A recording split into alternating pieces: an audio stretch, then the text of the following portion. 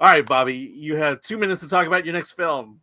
You don't, but I'm just letting you know what film you're going to talk about next. So the best film I've seen all year, be it at Fantasia Fest or anywhere else, is Beyond the Infinite 2 Minutes, which is this insane single shot, mind you. Everything is one take. Wow. Japanese film where the owner of this little cafe discovers via his computer screen he can see 2 minutes into the future. So he's interacting with his past self, or the present, because that's when we're following, and his future self. And his friends and his co-workers get in on it, and they eventually discover that they can go even further into the future with other screens. I don't want to give too much away, because as describing it, I know it sounds like there's really not much to it beyond, they can see into 2 minutes in the future. Who cares? An actual plot emerges, but I feel like describing it or getting too far into it really takes away from the shock and the power of what emerges throughout the film. Okay.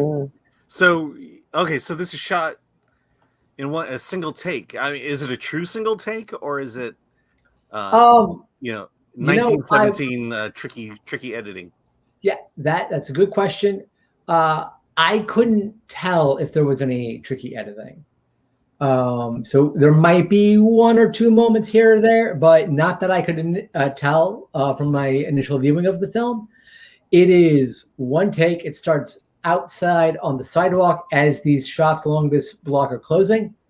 A lady's sweeping up, and then we follow up for somebody taking up the sign, going inside. We go through the doors into the cafe. The owner is getting ready for his band to play a gig later that night, so he's closing up with his coworker. He lives above his little cafe, so we go outside, up the stairs with him, into his room, back in. We're all over the place here. It is amazing in terms of the sheer skill and planning that had to be implemented. Even if it's some tricky editing, it's the best editing I'll see all year then. But it's also just really impressive either way. I want to know, if you can tell me why, without giving it too much away, that this movie is one of your favorites that you've seen so far this year. One, the sheer technical skills in making this one shot. It's more than just a gimmick. It's not using this just to be, hey, look at me, I'm in one shot kind of masturbatory fodder for people without real ideas. There's a reason for it, and it works, and it helps you engage with the characters, because as they're discovering stuff, you're discovering stuff. So it keeps that immediacy there at all times. And as things ratchet up and get crazier and crazier, you feel the stakes mounting with them. I love the acting, and the characters all start off seeming like they're only going to be kind of one-dimensional based on how they react to certain things and how they react to this weird scenario they find themselves in. But they all have very interesting shades and are all very useful and fun characters. And you kind of just come to love everybody in the cast. Yeah. Wow. I do need to see this movie. I saw the first single shot movie I saw was a independent film, and the only thing I kept thinking about through most of it was, can't you find locations that you could drive to faster? Yeah. Was it the Our Pion movie? No. This was a independent movie. Yeah. All right. So Lorry, yeah. Are we going there? Yeah, we're going there. Okay. We're going there. Okay. What's your next movie? As if I didn't know. It is a film called Sexual Drive, and it is directed by Kota Yoshida, who I am not familiar with. So in Japan, and there's a little bit of a theme of Japan going on, isn't there, here? That's kind of cool.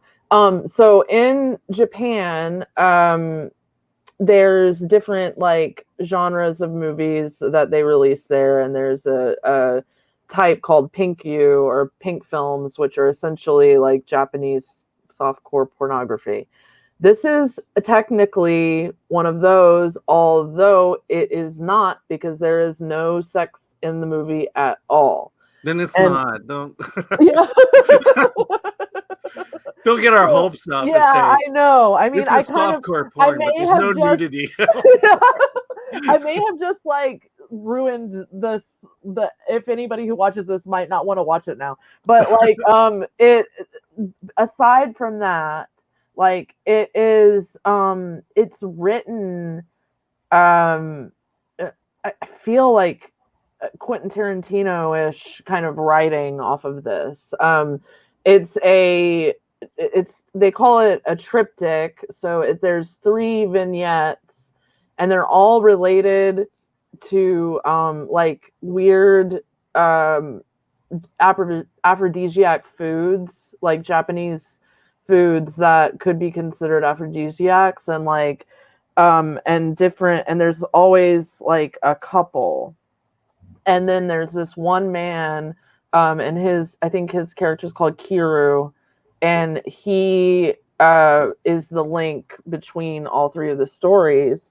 And these stories are just like the way that it's like Takashi Miike like level like insanity, but there's no like violence or gore or sexuality. It's all in the dialogue and like implied in the dialogue. So you feel like you can see what's happening like in your head almost. Like they create these sort of like things where you like the stories imply a lot of things, and you can kind of like let your mind go with it.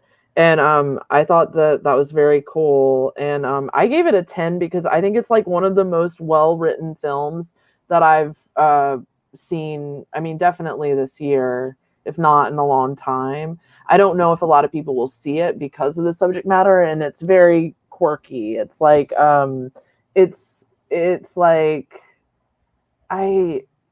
it's like almost comedic, but not really, and it's just creepy, and it gives you a lot of like emotions.